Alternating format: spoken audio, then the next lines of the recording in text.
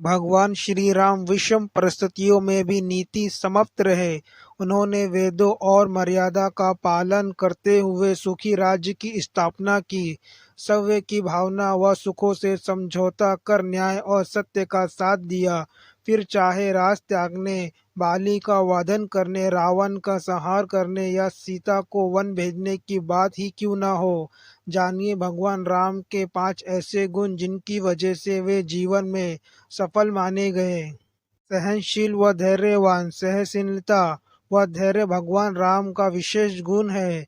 कैकेयी की आज्ञा से वन में 14 वर्ष बिताना, समुद्र पर सेतु बनाने के लिए तपस्या करना, सीता को त्यागने के बाद राजा होते हुए भी सन्यासी की भांति जीवन बिताना उनकी सहनशीलता की पराकाष्ठा है। दयालु और बेहतर स्वामी। भगवान राम ने दया कर सभी को अपनी छत्र छाया में लिया। उनकी सेना में पशु, मानव व दानव सभी थे और उन्होंने सभी को आगे बढ़ने का मौका दिया। सुराग्यु को राज्य, हनुमान, जम्बावत व नल नील को भी उन्होंने समय समय पर नेतृत्व करने का अधिकार दिया। दोस्त केवट हो या सुराग्यु, निषाद राज या विभीषण, हर जाति हर वर्ग के मित्रों के साथ भगवान राम ने दिल से करीबी रिश्ता निभाया। दोस्तों के लिए भी उन्होंने सवे कई संकट झेले। बेहतर प्रबंधक। भगवान राम न केवल कुशल प्रबंधक थे बल्कि सभी को साथ लेकर चलने वाले थे।